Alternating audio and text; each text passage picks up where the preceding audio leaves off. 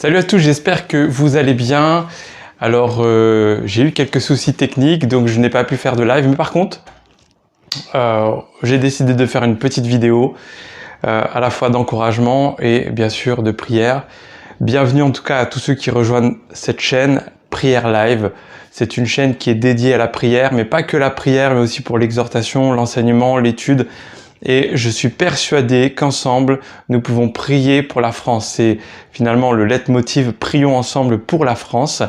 Et nous sommes finalement un collectif de pasteurs qui travaillons dans ce sens. Et je crois qu'à travers ce ministère, Dieu peut toucher votre vie, Dieu peut toucher la vie de ceux qui sont autour de vous, mais aussi impacter notre ville là où nous nous trouvons. Alors cet après-midi, j'aimerais ouvrir la parole de Dieu avec vous et vous parler de la prière, puisque nous sommes sur une chaîne de prière et je sais qu'il y a d'autres pasteurs qui ont parlé là-dessus. Mais je vais vous donner juste une citation de Billy Graham lorsqu'il était encore sur terre. Il disait ceci: « J'étudierai davantage, je prierai davantage, je voyagerai moins, je ferai moins de discours », a-t-il dit. C'est ce qu'il a dit.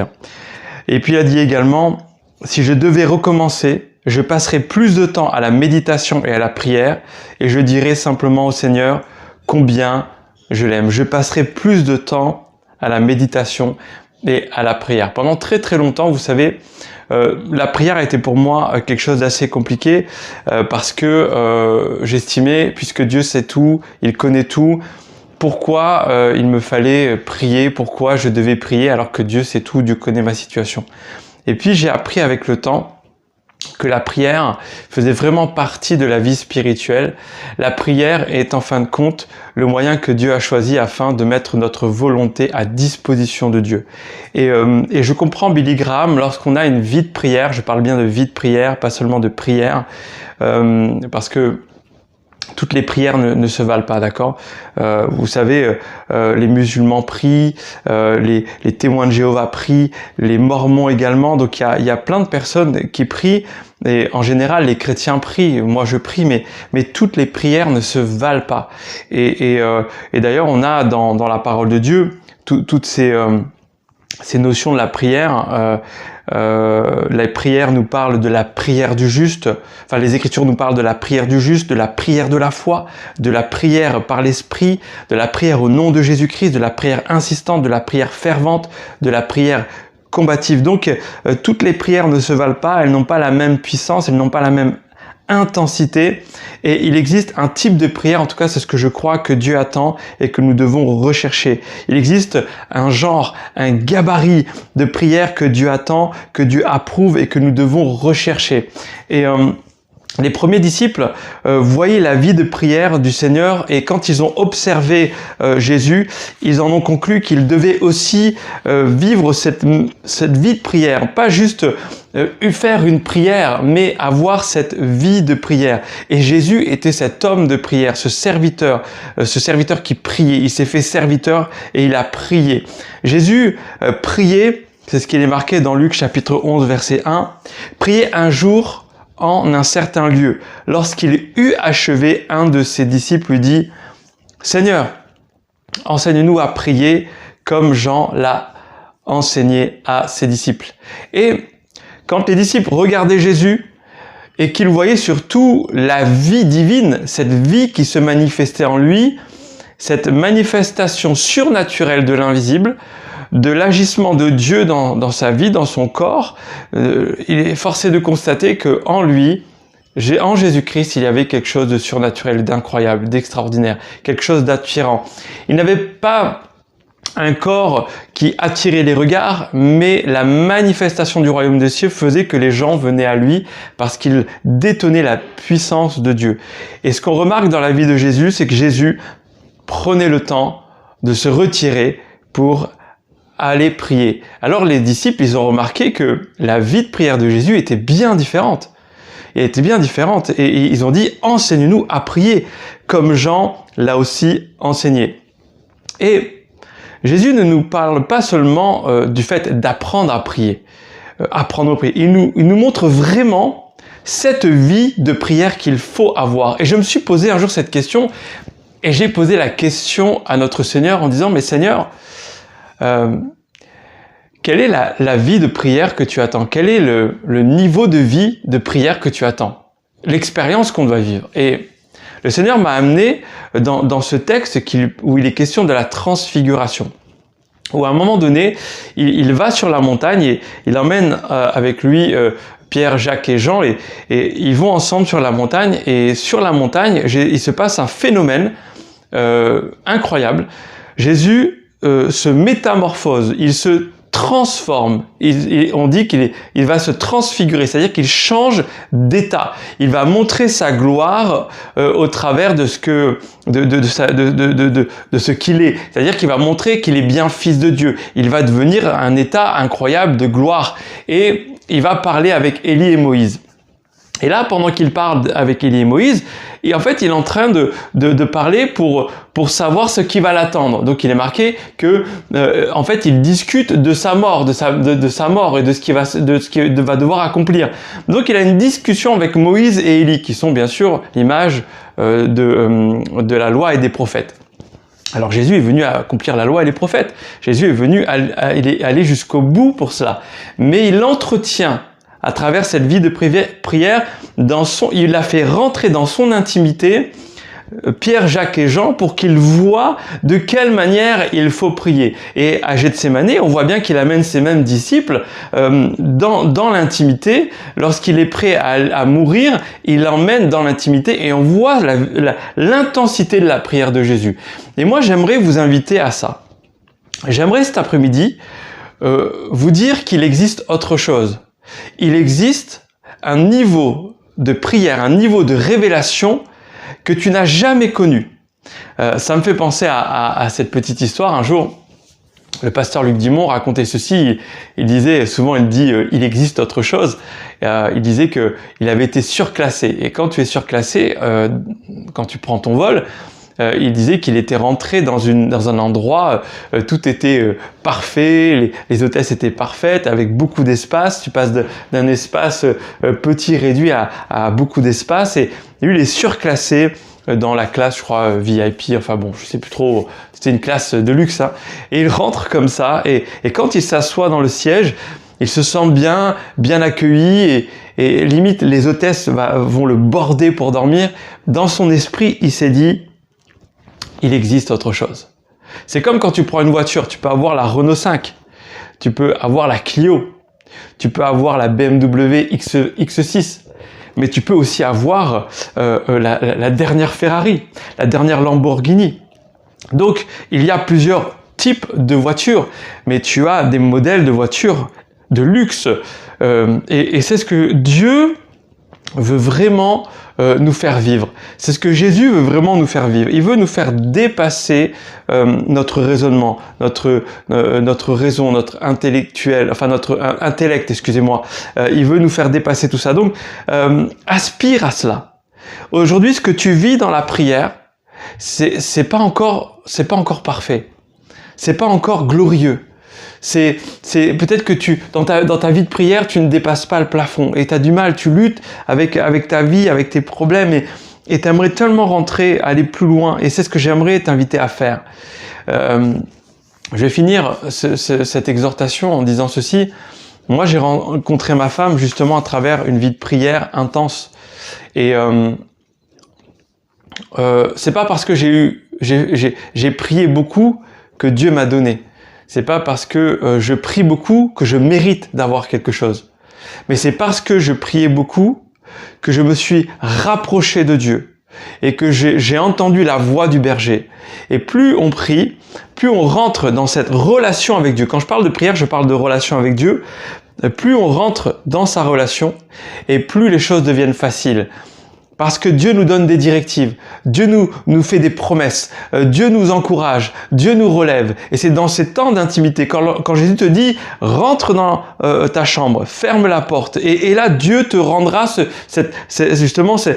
dans ce temps-là, il te rendra le fait de prier, de le chercher, de te consacrer à lui. Il va te rémunérer, il est le rémunérateur de la foi.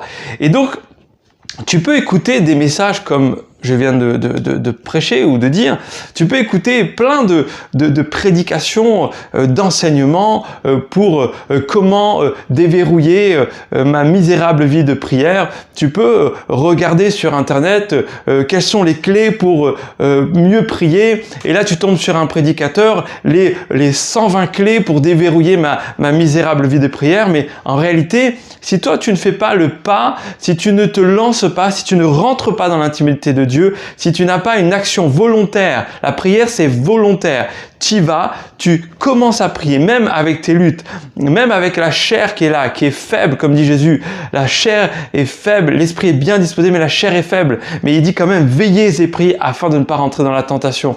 Et il y a des gens, ils sont confrontés constamment à des oppresseurs spirituels, à des obstacles, à une vie remplie d'amertume, de péché, de tentation, alors que Jésus donne la clé. Veillez et priez afin de ne pas entrer dans l'épreuve, dans la tentation, afin de ne pas tomber. Il faut se préparer. La prière est une belle préparation. La prière est une belle préparation et je t'invite à rentrer dans l'intimité de Dieu. Mais pas de n'importe quelle manière, de manière à ce que tu vives la vie de Dieu, tu sois vraiment dans l'expérience. Tu vas toucher Dieu, tu vas toucher son vêtement. Et alors, je vais finir en lisant ce texte-là de Éphésiens 6, 18. Faites en tout temps par l'Esprit toutes sortes de prières et de supplications. Veillez à cela avec une entière persévérance et priez pour tous les saints en tout temps. Toutes sortes de prières avec toute persévérance pour tous les saints. Combien de fois une église ou un individu ou toi, tu as du mal à, t'es à la limite d'obtenir une grande bénédiction, t'es pas loin d'obtenir la promesse de Dieu. Et à ce moment précis, tu te laisses aller à l'assoupissement, tu te laisses aller à l'abandon, tu abandonnes le combat. Et je souhaite que ces mots retentissent en toi sans vous endormir, afin que cela brûle au-dedans de ton cœur. Mais vraiment, mon frère, ma sœur, il existe autre chose. Et pour ça, il faut que tu sois acteur de ta vie. La foi ne fait pas de nous seulement des gens qui nous abandonnons. Oui, nous abandonnons à Dieu, mais nous sommes aussi acteurs, parce que c'est ce que Dieu attend de nous.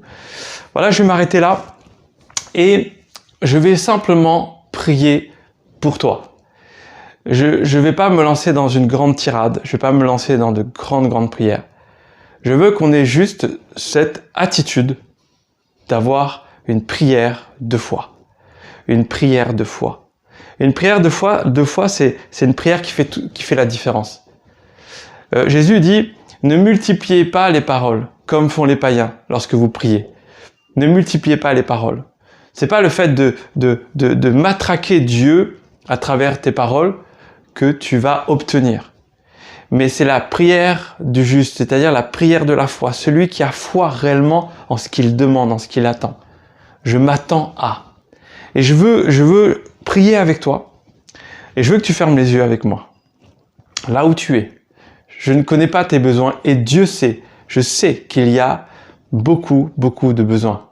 Besoins financiers, besoin de plus d'argent, besoins émotionnels.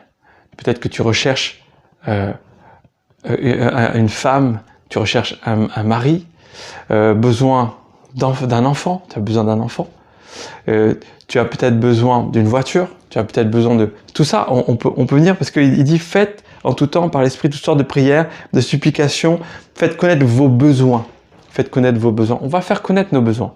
Mais je crois que au-dessus de tous ces besoins-là, il doit y avoir un besoin supérieur. Dieu, j'ai besoin de toi. Et j'aimerais prier dans ce sens. J'aimerais prier pour toi et demander au Seigneur que tu ailles plus loin dans ta relation avec Dieu. Que tu te transcendes, que tu transcendes tout ça. Tu rentres dans la présence de Dieu à tel point que ta vie change complètement. Que ta vision change complètement. Que ce que tu dis aux autres, tu le vis vraiment. Et pas juste dire des choses, mais vraiment le vivre intérieurement. Alors on va prier ensemble. Je veux que tu aies la foi. Tu crois en ce qu'on va déclarer cet après-midi. Béni sois-tu notre Dieu, notre Roi.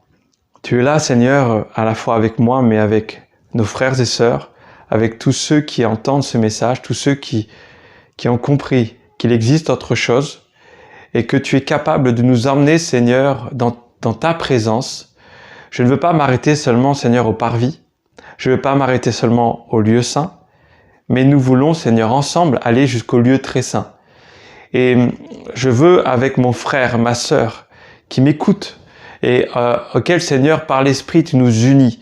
Dans le royaume des cieux, nous sommes devant toi, nous sommes là à intercéder, Seigneur, pour nos vies. Et je te prie pour la vie de ces bien-aimés, pour la vie de ceux qui aussi ne te connaissent pas et qui aimeraient te connaître, qui aimeraient te sentir, qui aimeraient te toucher, qui aimeraient vivre, Seigneur, une expérience avec toi. Je te prie pour tous nos besoins, quels qu'ils soient, Seigneur, mais d'abord, nous te prions, Seigneur, pour que notre vision, Seigneur, change, que tu ouvres nos yeux sur ton royaume des cieux, que comme toi, tu as montré à tes disciples qu'il était possible de rentrer dans ton royaume, d'être transfiguré, d'être transformé, Seigneur. Et tu dis que nous sommes transformés en ton image, Seigneur. Tu dis dans ta parole que nous sommes transformés en la même image. Et c'est ce que nous voulons. Nous voulons te ressembler, Seigneur.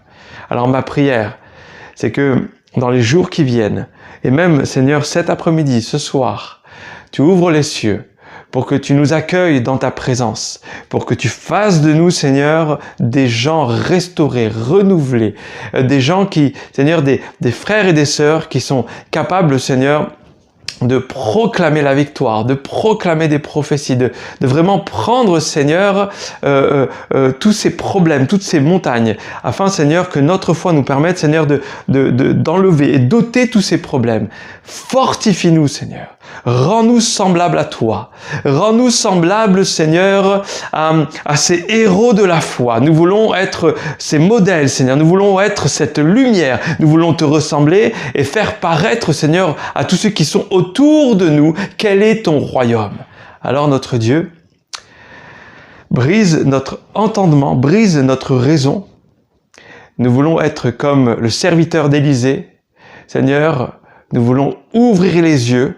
Seigneur, nous voulons ouvrir les yeux sur ta gloire, ne pas voir l'ennemi là où il est, mais surtout te voir toi, voir ta gloire, voir que tu es là, voir que tu agis en notre faveur, voir, Seigneur, ta puissance dans nos vies.